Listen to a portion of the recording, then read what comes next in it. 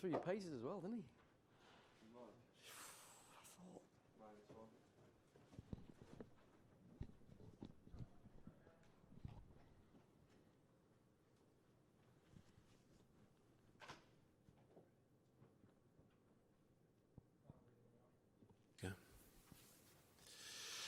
Okay, good afternoon everybody and welcome to this media conference to preview tomorrow's World Cup Qualifier in Poland, joined here by Gareth, Southgate and Jordan Pickford. We'll shortly start with Rob Dorset from Sky Sports News and then open it up to the floor, so please have your virtual hands raised and ready to ask questions. Rob, if you want to get us underway. Thanks, Andy.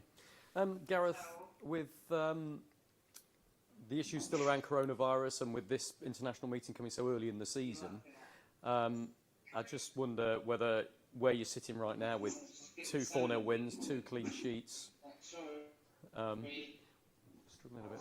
Sorry. Sorry, just a reminder, can everybody remain on mute, please? Sorry, Gareth. I was going to say, fully fit squad, no COVID issues, 2 wins, 2 clean sheets. I mean, it's been about as good as you could have wished for so far, hasn't it?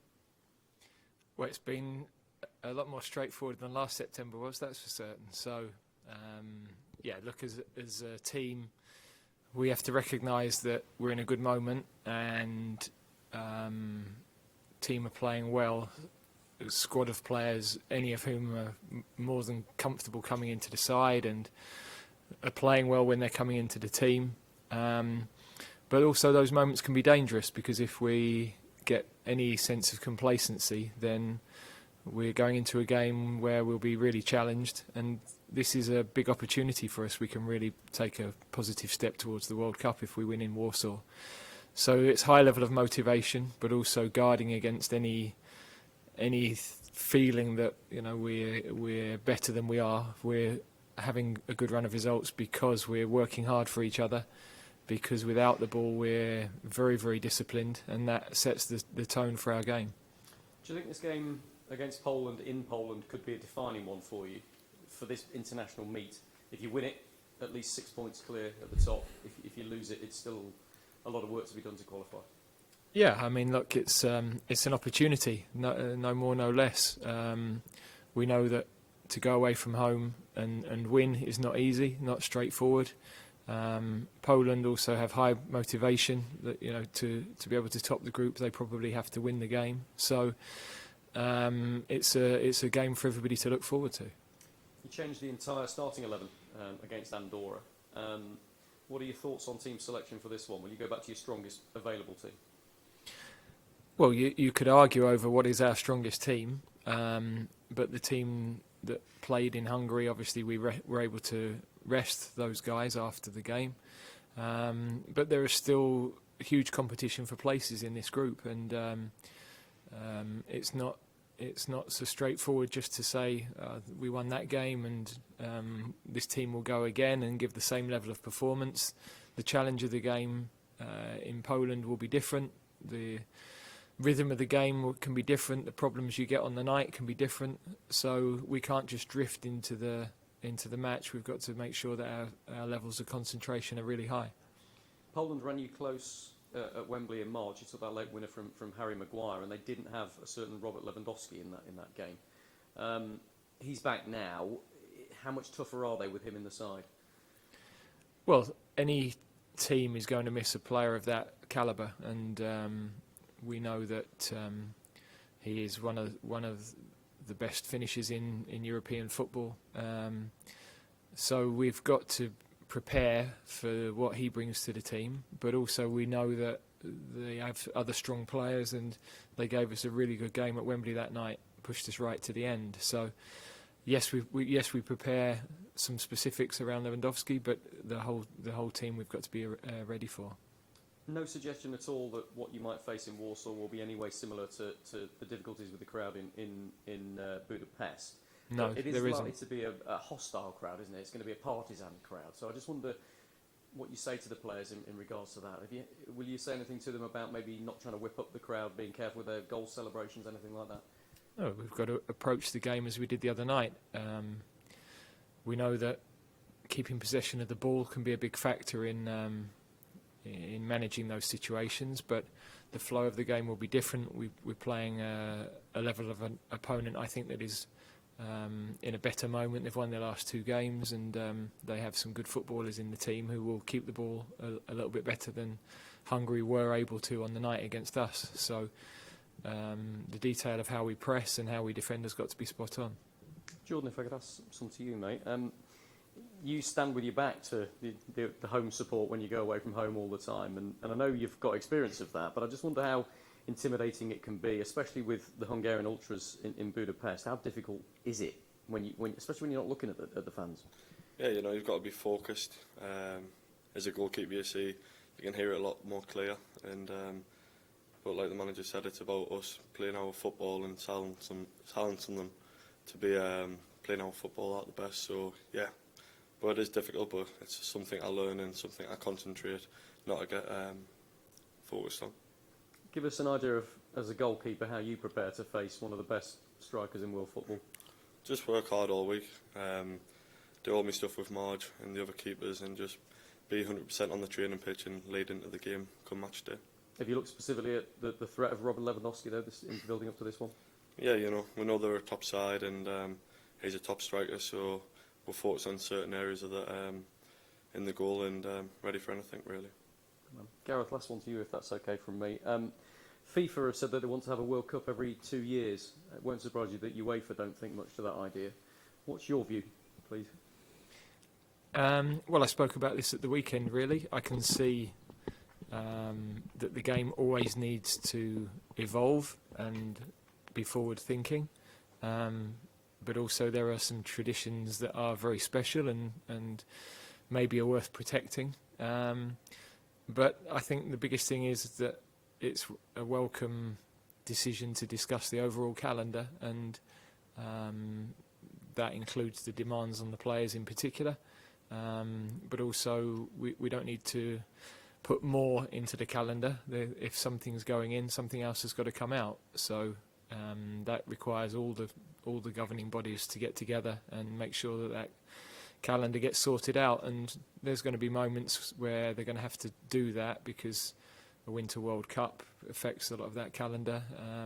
So they're looking far enough ahead, I think, that there's no reason why any proposals for the future shouldn't combine major club competitions, major international competitions, and everything that it entails. Thanks, Rob. Next we'll go to Alex Howell, BBC Sport.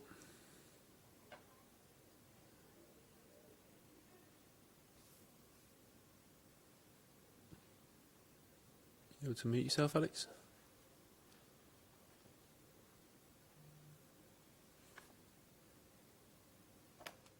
Sorry about that.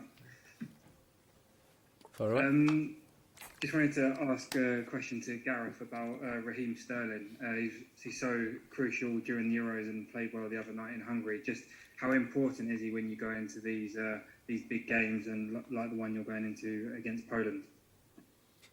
Yeah, he's a top player, and he's got hunger not only to play well and perform well for the team, but to score goals. And that progression in the last couple of years in his game in particular has added so much. So he's I can't speak highly enough of how he's been with us in the last 3 years in particular. We've always had faith in him and kept with him, but that's been easy in the last few years because of the numbers that he's hit and the way he's played for the team. And one for Jordan, if possible, please. Do you think you're playing the best football of your career at the moment? Yeah, I think I'm getting older, I'm maturing, a lot more experience as well, so just everything's a learning curve, and for me it's just about improving day to day and just being consistent over a period of time and being the best I can be. Thanks, Alex. Next we'll go to James Ollie from ESPN. Hi to you both. Firstly, Gareth, are there any fitness doubts? Is everybody available for tomorrow? There's only Tyrone Mings who picked a second yellow card up in the game at the weekend, but everybody else is good. Right, and just looking ahead a little, Cristiano Ronaldo's return to United has generated a lot of excitement, and I just wondered what knock-on effect you thought that might have for your England squad. Is there a concern he might restrict game time for Marcus Greenwood and maybe Rashford as well, or is that outweighed by those players training with him on a daily basis, and also the rest of his squad playing against someone like Ronaldo in the Premier League every week? Yeah, I think the league is full of outstanding players, so it's the players are used to that level of competition every week, which is fantastic for them.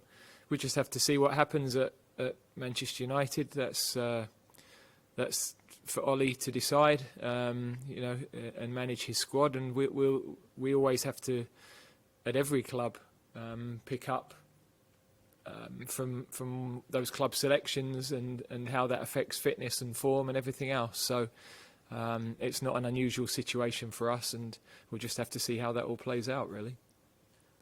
Thanks, James. Next, we'll take one from Paul McNamara.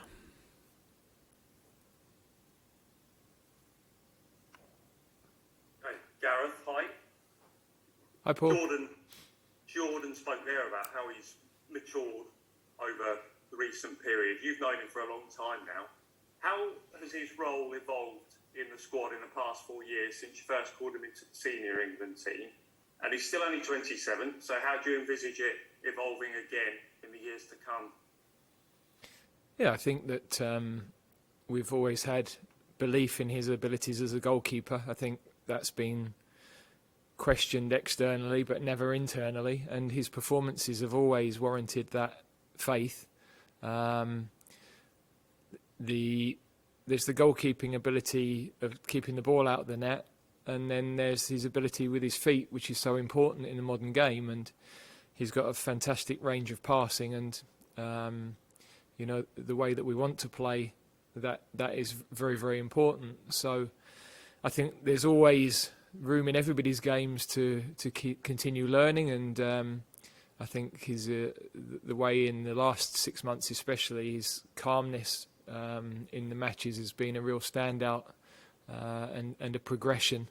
As I say, that's never been an issue in our games, but I think generally across the board, I think he's noticed that that's an area that he's paid attention to, and he's certainly seen the rewards of that in his performances. Thanks, Paul. Next, we'll go to Scott Wilson, the Northern Echo. Just on the back of that, to Jordan, really. I mean, Jordan, ever since you came through, you've kind of always been renowned as a good shot stopper, but you say that you feel you're playing your best football now. To what extent do you feel you've improved your game in terms of distributing the ball and sparking attacks, and how important do you feel that is both for your club side and obviously for your country? Yeah, I think the biggest thing is decision making, making the right pass at the right time, if it's a counter-attack or whether I need to take the sting out of the game and give the lads a breather. So for me, I think I've always felt like I've been good at distributing the ball, just doing it at the right time and looking after the lads, because realistically, if I got the ball in the hands, I'm in charge of the ball and I need to manage the game. So I think that's what I've improved on most. Okay. There doesn't appear to be any further hands raised, so I think, one last one. We'll finish with Matt Reed from World Soccer Magazine.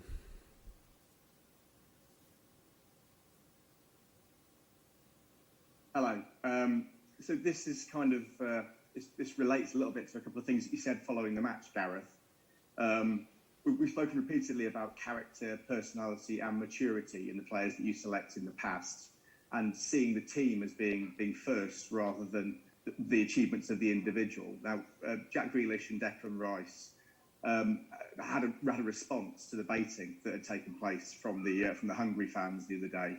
And we've seen similar with some of the younger and less experienced players in the past. Would you like to make a point about the importance of maturity and how we respond to moments like that?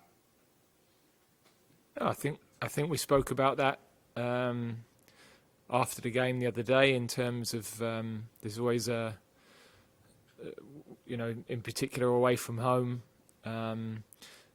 there's a need to have strong courage in the way that you're going to play, and to be able to stand up and accept that challenge. And then there's a balance of not inflaming situations that that can give the home crowd something to live off and get behind the team even more. You know, at the moment when perhaps you're in control of those situations. So that's a balance, that's experience, and you know, we haven't had games in front of crowds for so long that that's probably a dynamic that we haven't been thinking about or talking about. But our players know, you know, they know, they're aware, and I'm sure they'll manage that no problem.